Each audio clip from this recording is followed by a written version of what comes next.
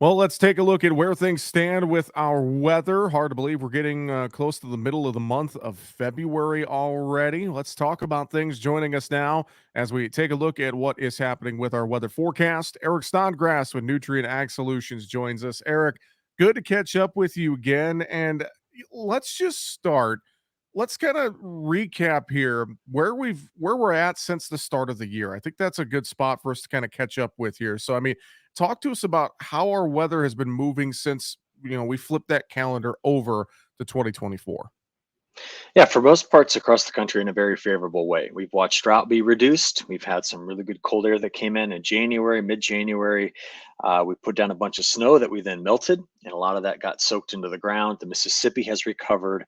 But the only place that's really missed out on really good moisture has been kind of the northern tier of the United States. So I'm thinking, from Montana over toward the UP, the whole northern tier of the US, getting to the Canadian prairie, has been left out of the flow. And that's primarily been because we've had a strong subtropical jet stream, but not a strong polar jet stream.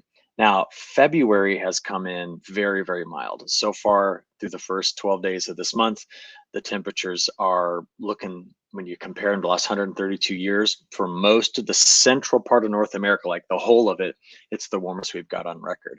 But of course, that's going to change soon with some colder air that's trying to get here. But overall, I like it. I like the way that this winter's shaped up in terms of getting us prepared for 2024. There has been soil moisture recovery. There's good mountain snowpack in the west. The Colorado Basin's at like 95% of its normal snowpack, which means the Colorado River will be running this spring.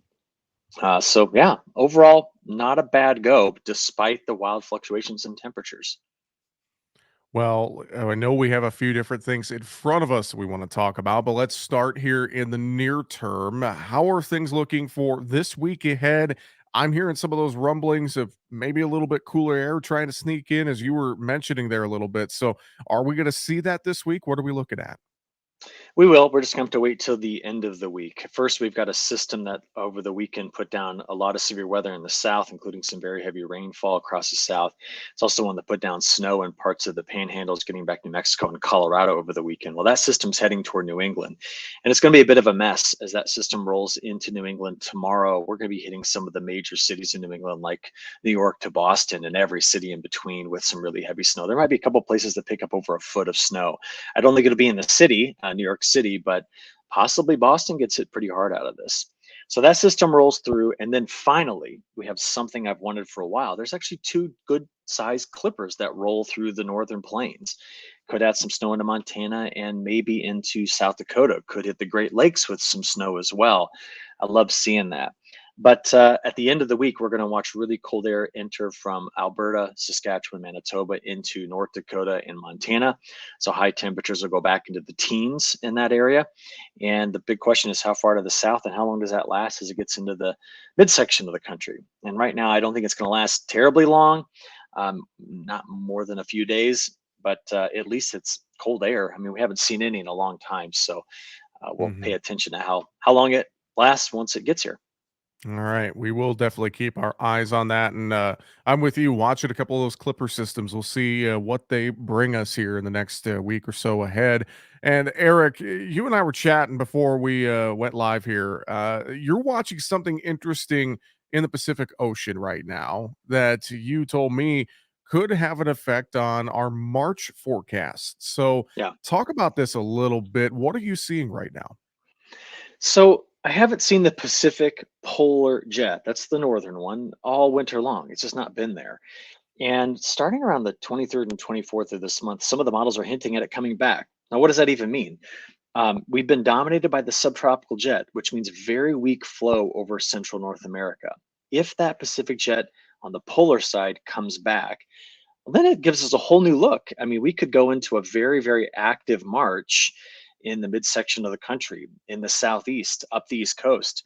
And I can't really rule out the West Coast not seeing a lot of activity out of this. Now, that's in March. The West Coast is going to get hit before we end February, twice more. So I'm excited to see what this could do. Now, it could lead to a pretty active March in terms of severe weather as well. So I want to keep everybody aware that that's a potential out of this. But my goodness, before we really get going hard into April and May, I'd love to have a lot of March weather. I'm talking shoot, drop in a blizzard. I don't care. Bring in moisture. I just need it. I need it so that we can get in, kind of prepared for this upcoming growing season. So it's kind of a good sign. Definitely a good sign. You mentioned severe weather too. I don't want to backtrack, but what was it last weekend? We saw tornadoes in Wisconsin. That's not Yeah. something we see in February, is it? No, no, it's not. But I mean, remember when that set up there, we had temperatures in Illinois, just to the south. We were trying to knock on the door of 60 degrees.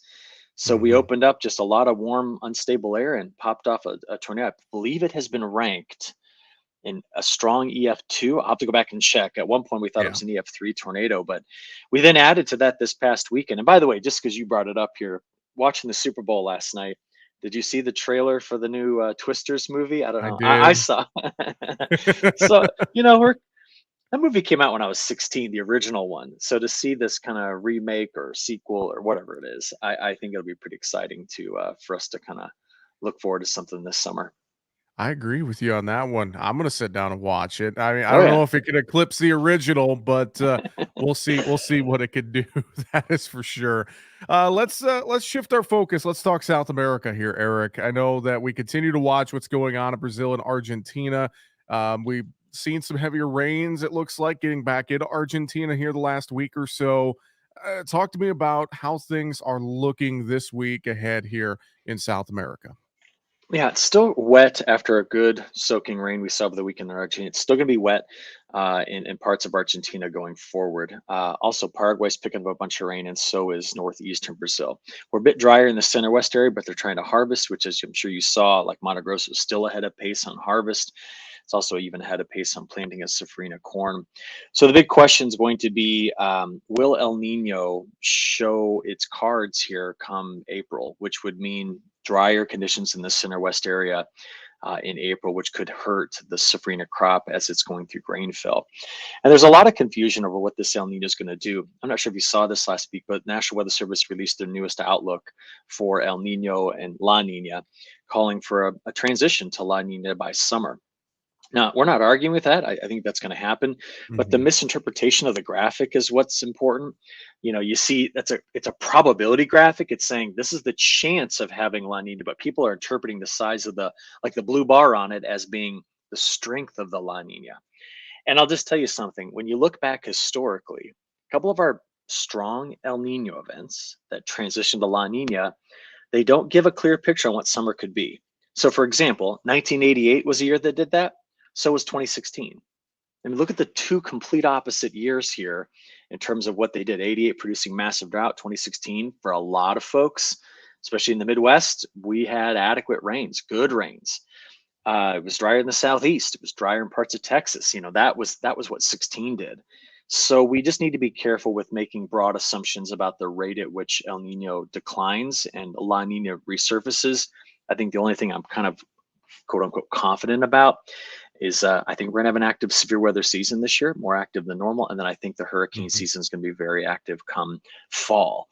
But in between summer rains, I have no clue yet to tell you exactly who's going to get them and who's not.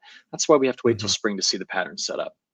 Yeah, no, I couldn't agree more. We just have to kind of wait it out and see. As we know, forecasting is a tough job. You do a great job with it, though, Eric. Appreciate As that. much as we can. I know it can be frustrating for you at times, but we know you do lay it out really well. Final thoughts from you here today before we run out of time. Anything else you're watching, or anything else you want to reiterate to folks today?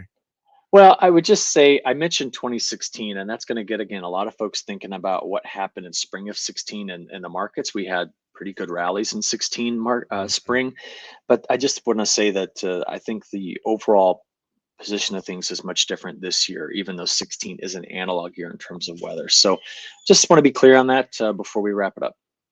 All right. Well, I know folks can find the latest weather details and sign up for your weekly newsletter, ag-wx.com, ag-wx.com. With that, Eric Snodgrass from Nutrient Ag Solutions. Eric, good to talk with you again this week. Have a good one, and we'll talk to you next week. All right, sounds good. Thanks.